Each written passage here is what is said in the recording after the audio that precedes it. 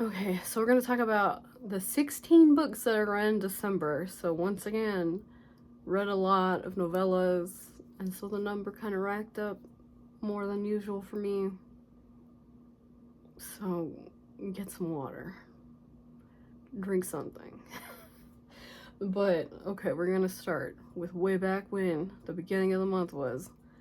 The first book I finished, it was on audio. I listened to this. It was The 13th Child. And I actually liked that book. So that book, it was the 13th child, born to 13th child or whatever. Like, the number 13 is like a thing. So she had all these siblings and stuff, and so she's the 13th one, she's the last one. And her parents made a deal with the gods because they all want a 13th child, because a 13th child can have kind of like extra powers and abilities or whatever. Like, they're magical. So this 13th child, she gets taken in by Merrick. He's like the god of death or whatever, really. And so she gets the ability from him to heal. But it's kind of sucks for her because it's not just healing, because she can also tell when somebody isn't gonna make it. And so there is pressure on her in those instances to keep disease from spreading. And so, you know how she's gonna do that? By cutting it off at the source. Like, if they're not gonna make it, she has to be done with it. And so the book basically kind of has to, like, in the book, she has to deal with this. She has to come to terms with, like, why was this given to her? Like, what is she, like, gonna do about it? Is she gonna listen to it every time? And so yeah, so I mean, her parents sucked. Her parents sucked big time. Sold her off to a god, and that was it. So then her life changed, but she got those powers. She got those abilities to help people, and so yeah, she has to deal with a lot in there, and then it does escalate all the way to the point of her like having to help a king and all of that, and that's kind of where things come to a head. But I liked this book, so I gave it 4.5 stars because yeah, it's just I like she's just really lonely. She's lonely. It's an isolating experience for her, and they also bought her like extra life, so she's gonna live a really long life. So everyone she knows is gonna be gone. So, yeah, and she's very not having the best time. But okay, so anyways, the next book I've read was The Death God's Sacrifice, and in that one, I did vlog it, I believe. But this one was like a sister of Medusa, so she got like the snakes on her head, and that gets sent to assassinate um the dark druid who is doing like rituals. There's like a ritual because it's around Halloween time basically, and he's doing like he's like not doing the sacrifice the way they want because he's making it like a sex thing instead of just like a death thing. So she gets sent to kill him, and then it doesn't go that way. It doesn't go that way, and then it's very much like it turns very sexual after that. She gets with the dark druid, and you know everyone's like, all these humans line up because they're like, yeah, you're gonna have the best sex of your life, and so she's just like, what the fuck. Anyway, so yeah, that one turned into a whole thing. It was a whole thing, but anyways, that was kind of a fun read. It was a short read. Yeah, not it was like 150 pages, so it's a quick novella, but that was The Death God Sacrifice, and I gave it 3.5 stars. Ooh. After that, I read A Court of Hearts and Hunger, which was a sequel to that like really weird Nutcracker one, The Court of Sugar and Spice. that book was something else. So anyways, we're following the same people again. But then now they're trying to save, I think her name was Alice. They're trying to get her out from the Unseelie courses, or Unseelie or Seelie court. Either way, because they're the two sisters from the first book. They're still obviously in Fae, like in the Fae world. So and in this world they do have the Unseelie and the Seelie courts, and so this one has an Alice in Wonderland vibe. So yeah, so there's a rabbit trying to cut up this girl because apparently humans have magic, but it's not accessible unless you like cut them up and get it like out of the bones and stuff. So he's trying to do that and get like some latent magic from humans and doing research and stuff.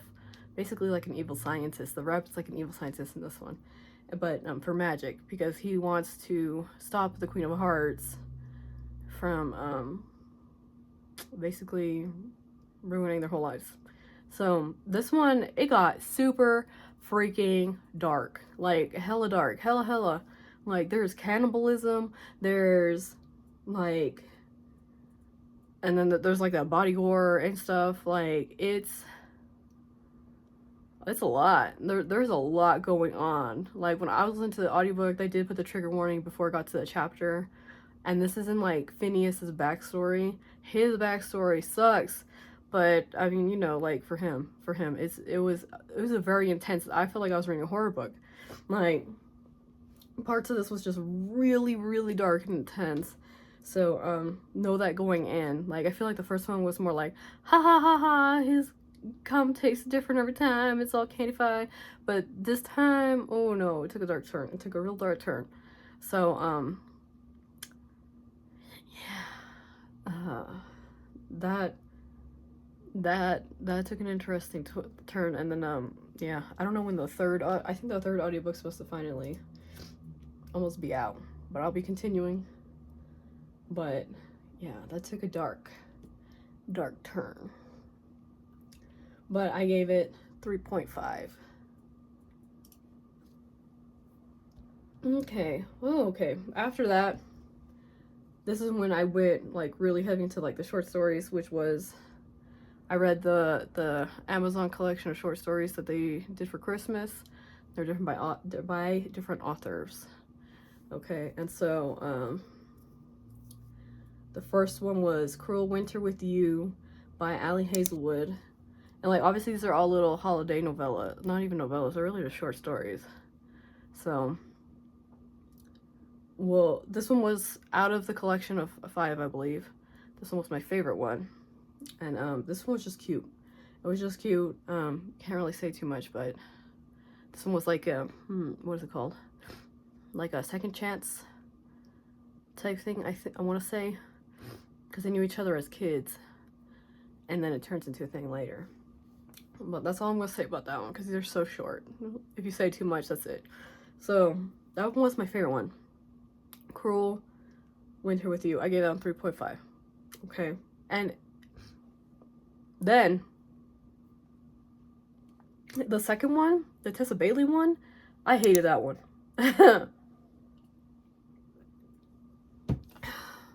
So Merry Ever After, that was the Tessa Bailey one. I gave it a 1 star. If it wasn't so short, I would have DNF'd it. Like, it was cringe. I was cringing the whole time.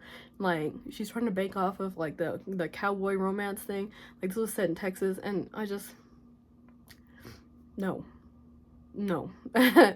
Just everything about it was cringe. I mean, if you're really into cowboys and shit, maybe you'll like it, but this was like, I just didn't like it. I didn't like it at all. There was like some misunderstanding in the beginning, and the sex was cringe. So I wasn't into that. I gave it 1 star, which I don't think I've ever done. But, you know, since it was short enough and I finished it, 1 star. Never again. I don't know that I'm a fan of Tessa Bailey's writing based off of that. But no. So after that I swerved and read a horror book, or The Eyes Are the Best Part.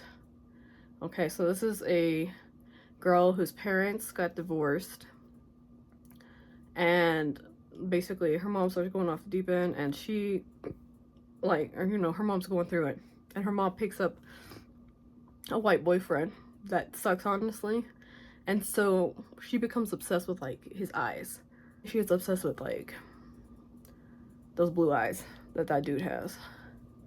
And she gets, like, she does not want him there. She wants to get rid of him, and so she wants, like, you know, her mom, like, she can tell her mom's being dumb about the whole situation, but instead of, I don't know, like, their mom won't really listen to them, I guess, so she's just like, well, there's a solution to this problem to her, and the solution is murder. And but she's also obsessed with eating their eyes. She becomes obsessed with eating the eyes, and basically this girl turns into a serial killer that eats the eyeballs out of people's heads. So yeah, she's just, like, real obsessed with it. But yeah, this definitely has to do with some, like, gross topics, like, you know how there's a bunch of white dudes that fetishize Asian women. There's that in this. She has a stalker even, and, like, they're Korean, and yeah, they're attracting some weird creepy white dudes. So she's knocking them out. She's taking them out and eating their eyeballs is the whole thing. And then yeah. But anyways, it was short, it was interesting.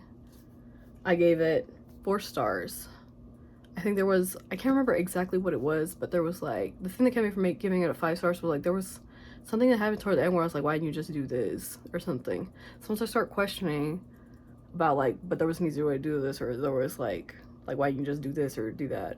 Once you start questioning stuff, that's when I'm start detracting a little bit. But for the most part, I think this was, like, a debut novel, so not bad. Not bad. I'm here for it. Anyways, I liked it, so I'll be keeping this copy. But that was that. And then I swerved back into some Christmas shit. Yeah, so this is just like a palate cleanse in between all the Christmas. So after that, I listened to the audiobook of A Jingle Bell Mingle, which is a continuation of the Christmas Notch series. I believe this is the last one, so they just did, like, a trilogy. But this one was, I think this one was Sunny. This one was Sunny, and then one of the guys, it's always one of the guys from the group, but this one was Sunny. And I don't know, there wasn't as much, like, tension in this. Like, they did have, like, their disputes about it, because the guy had already been married, he had already found the love of his life, and then she passed away, and he, like, there's a lot of grief that he had to deal with and he hadn't processed, and so a lot of this was, like, dealing with grief and how he needed to, like, heal from that situation and, like, learn that it's okay to keep living, basically, past the death of his wife. So this was him getting with Sunny, and then, like, slowly coming to terms with, like, you know, it's okay to keep living your life. Like, it doesn't mean that previous relationship was, like, not as much, like, not as good just because you're continuing to live and finding, like, a new love and all that. So he had to, it was really sad. This one had, like, a really sad tone because it was dealing with grief. So yeah, not as, like, fun as the other ones for the obvious reason, but you know, I still liked it. It's still cute. I mean, none of them, I feel like the first one was the best one, and then the other two were, like, just okay for me. So this one was just kind of okay for me. It wasn't, like, it's not gonna be my favorite romance, my favorite Christmas romance, but I gave it 3.5. So that was A Jingle Bell Mingle. And then after that I listened to another novella. I had the audiobook for My December Darling, which I like this. So Lauren Asher is a romance author that I like, for sure, because I like the first book from the Dreamland Billionaire series, and I think this one, my understanding is that this one is connected to the Lakeland Billionaires series, which I haven't started that one, but I need to, because this one, I haven't read that series, but this one I'm pretty sure is connected, because they were talking about stuff that I think might have happened in those books. So it's definitely connected, but I don't know. I don't feel like I was missing too much by reading this outside of the series, but it was cute. It was cute, and but they do talk about like how one person, one of the guys, like, how do I explain? One of the guys was like villainized to the other girl, and it just seemed like there was a little bit of miscommunication, but like there was an actually understandable miscommunication, because they're like, oh, that guy, he's not a good guy, he's not a good, like, you shouldn't get with him, blah blah blah, like, you know, trying to help each other out like how we do, but it turned out that, like, yeah, it was just like a misunderstanding, because he broke up with his ex on like good terms, and like, you know, like he was just like, I think you'd be better with somebody else, like that kind of thing. Like it sounded like it was a mature breakup. It wasn't like super dramatic the way that people are trying to make it sound. So you know, and then, you know, girl code, like, you don't want to date your friend's ex. You don't want to do that. It's gonna, like, be prepared for your friendship to break type of thing. So it sounded like it was that kind of thing going on, but yeah, it ended up being really cute. I think they like had Legos together and stuff, and then like the guy, I think, learned to be a little bit better about communicating in this book too, because, you know, he was like, he's a doctor, and then the girl is like a nurse, I think, or like she also works at the hospital. They both just work together at the hospital, and so it was like I don't know, he was having a bad day because he lost a patient or something, and then he like didn't communicate that well or something, and that was like one of the things that happened. But overall, I feel like this it felt like a more mature romance. Like, people, like, I can't stand some of that little kitty stuff where like people are just causing drama for no reason. So this felt like a wholesome, more understandable, like, oh yes, he realized that he needs, you know, there's always learning curves and growing pains. When you get into a new relationship, you realize you have to you're not just you anymore, and you have to remember to communicate. And that's what it felt like. Like, he's just like, oh yes, I need to communicate this more with the person. Like, if you care, then you need to talk a little bit more and do that. And I think, you know, when you've been alone for a while and you're more about just doing things your way, you kind of forget that you need to communicate a little bit more. So it felt like it was that kind of thing. So I felt like that was like a reasonable thing that you have to like adjust for when you're starting to date. So anyways, I gave this one 3.5 stars. It was short, and I think I mean, I feel like it was fine reading it on its own, but I definitely now want to go back and read the series and get more context.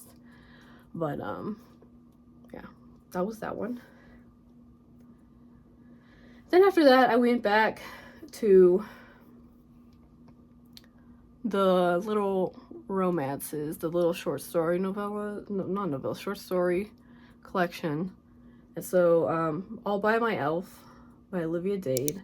This one, it's like two professors, adjunct professors that work together. They've known each other for a while, but like now basically they finally get together. But that one I thought was kind of cute, so I gave it, that one I gave 3 stars. And then, but it was a little cheesy. Some of the shit at the beginning, I was like, girl. The cheese was a little bit much in that one. But yeah, 3 stars. And the next one was Merriment and Mayhem. Mayhem indeed, okay? Because this girl, it's a firefighter, and this girl keeps getting accidents. I'm just like, girl, settle down. Like, what are you doing? Like, I don't know. I was a little bit annoyed with her, so I'm like, dude, what are you fucking doing? So yeah, she gets into like a couple of accidents, and then so the firefighter guy comes and finds her. multiple times through this situation of like hanging off the roof because she's trying to hang Christmas lights and stuff. So yeah, it was very like sexual from the beginning, kind of. Like, I don't think you're supposed to be hitting on somebody while you're working. That seems a little bit much. I mean, I don't know how it is for firefighters. Maybe I'll get away with that shit, but I'm just kind of like, I don't know, you're supposed to be doing that shit when you're working. But anyways, that one I also gave 3 stars. Like, yeah, it was cute, it's fine, I guess. Okay, and then I listened to the audiobook of Fear of the Flames. And this, I think I was a little bit confused in the beginning, because, like, there's a lot of names, and some of the names are the dragons, and some of them are the dudes, and, like, I don't know, I had a hard time keeping track of where they were. I think I should have, like, followed along physically for this book, so I could have a better idea of where the hell they even were. But that's, you know, more of a me problem. But, it was like, this is like a bodyguard romance, but with fantasy romance. Her parents did her dirty, because there was like a prophecy for this princess, who like can control some dragons or whatever. There was like a prophecy that she's gonna either like really build up the kingdom or destroy it or something like that. And she got treated like shit by her family because they're like, oh, well, we're not gonna risk the bad outcome. And so they kind of like tried to, her like dad tried to get rid of her and stuff. It was like, that's some shiesty shit. Like, I'm sorry, like, if you want the good outcome, why wouldn't you just like treat her really well and make sure that she was on your side and stuff? You know what I mean? Like, there was opportunity here, and they took the like scared little bitch way out. So anyways, that kind of happened, and basically it turns into this whole thing of her like trying to get her dragons back, because they did ugly shit to the dragons too, which is fucked up. So it didn't end with just her. They did, her family, her dad did the king did ugly shit to the dragons too. They like tortured the dragons. He tried to kill her, hurt the dragons, and then so naturally, of course, it turned into this whole power grab thing of like, she needs to get rid of her freaking dad and take over the kingdom because he's an asshole. He's a big time asshole. But anyway, so I gave it a 3.5 for now, but I might go back and reread it and see if it improves in my estimation. But so far I liked it enough to continue, so I'm pretty sure there's going to be like a second book coming out soon. So at that point I will continue on. But yeah, I gave that 3.5 stars. A disappointing series conclusion. I listened to the Atlas Complex, and I gave this 3 stars because I love the Atlas 6. The first book, the setup, I felt it was so good. And then we got to the second book and it felt like filler. Like, we could have just condensed some of that into this one. Like, I feel like book 2 and book 3 should have been condensed together, cut out some of this existential dread shit, put in actual plot, and then it could have just been a duology and we could have been set. Because this one was just like, oh, we gotta kill Atlas or whatever, and Libby's just running around being real extra, how Libby is, and then everybody's just like, but people gotta die, blah, blah, blah, and there's just, it just felt so unnecessary. It just felt like there was so much unnecessary bullshit going on in this one. I'm like, I did not, I'm like, yeah, that book ended. It ended. It did something. But, I don't know. I feel like books 2 and 3 should have been combined. Some of this extra bullshit could have been cut out. Because it's like, how much do you really want to hear somebody hate on themselves this much? And all this, like, whiny baby boy shit. Like, oh my god. These rich boys, some of them are just so damn ridiculous. I'm like, I need you to settle down. Looking at you, Tristan. Tristan, his character's been, I mean, the whole point is that they're all kind of annoying, kind of full of themselves, because they're like, I'm so smart and I have all these abilities and shit, but, and like, you know, obviously it causes shit when they come together, but I don't know, I don't feel like they ever really learn to work together to, like, not end the world. But that's predictable. But I don't know, I just feel like there was a lot of fluff in this book It was just fluff we didn't need. Like, the first one made more sense. Like, we're setting up the characters, we're setting up the story, all this, and then, you know, now it's like, oh, you did war crimes, yeah, in book 2. And we're just wrapping up a little plot, but it wasn't even wrapped up in, like, that interesting of a way, so, I don't know. I felt really let down after how good the first one was. But, yeah. That one I gave 3 stars. Then after that, finished the last of the short stories. Only Santa's in the Building. And that one, I also gave 3 stars. That one was a girl who was into a dude that lived in the same building as her. And so then it's their romance and then they get together. Man, it was cute as fine. 3 stars. Okay, and then after that, let's see. After that, I read The Dagger and the Flame, which I honestly didn't think I was gonna like this book as much as I did. But, I don't even describe what happened. So, this guy is with basically like an organization. It's kind of like, what I say, like the mafia. It's definitely somewhere between the gang and the mafia. Like, it's kind of organized, but kind of sounds a little chaotic at the same time. But anyways, they get sent to do hits and like kill whoever their leader says to kill, basically. And so they're the Daggers, and they do have magic. That's what makes it like a fantasy romance, kind of. But it's like a YA. But they do have magic in it, but it's like shadow magic, so they can hide and they can pop up and pop out of the shadows and stab you, and then you're good. You're done. So it makes them really good at doing murders. But there's like a side thing going on where there is monsters in the city of Phantom. There's like some monsters popping up, and so part of the story is finding out about those monsters and how they were created. And this girl, her mom was killed by the Daggers, and like they set their barn house on fire, and the mom got killed, and I think she was supposed to die too. Well, the whole book is that he was sent to kill her, but then she ends up having her own magic that she didn't even know she had that prevented him from killing her. And so it turns into a whole thing of he's trying to kill her, but then it keeps not working out. And so then through all this, they like end up like getting to know each other. Like it turns into this whole thing, and then they end up saving each other instead of killing each other. And so yeah, it turns out to be their romance. But like the ending, I was just like, oh, he did the thing, he did the like, you know, those sacrifices that people do for people that they love. The ending was good. The ending was good, but also so like tragic and sad. It's like it's giving stir-crossed lover shit.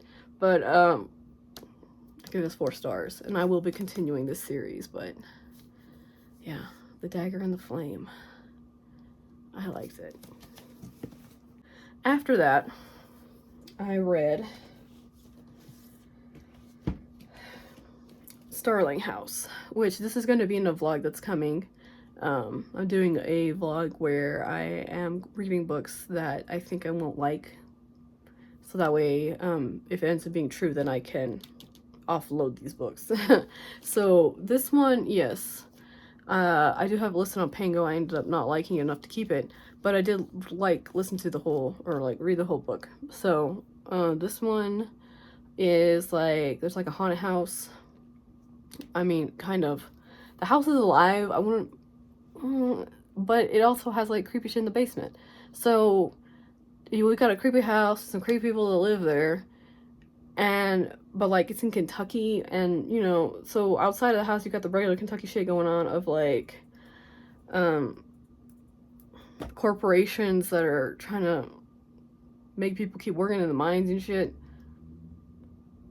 and like it's rich people trying to fuck over poor people, per usual. Very topical right now. But I just didn't like the writing style.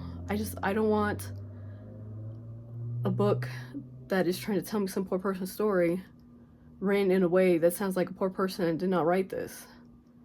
Like, I don't know, it just, it felt out of touch. It felt like the way that it's written felt out of touch, and I'm like, if this character's that poor, there's just certain things that I feel like are missed.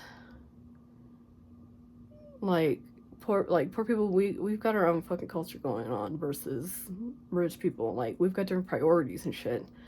And just, I don't know, I feel like some of that was missed in this. Like, these if they're that poor, then I just feel like there are certain things that should have been mentioned, like, or that would have affected some of this. So I don't know. I just don't believe that this is the right writing style to be telling me any stories about no poor people. So I don't know. Anyways, this book is listed for sale because I mean, it does have, the second half had enough things going on that it was interesting enough to continue, but like, yeah, I don't know. I just don't like the writing style. But that's just me. So anyways, I gave this 3 stars. And so that's that.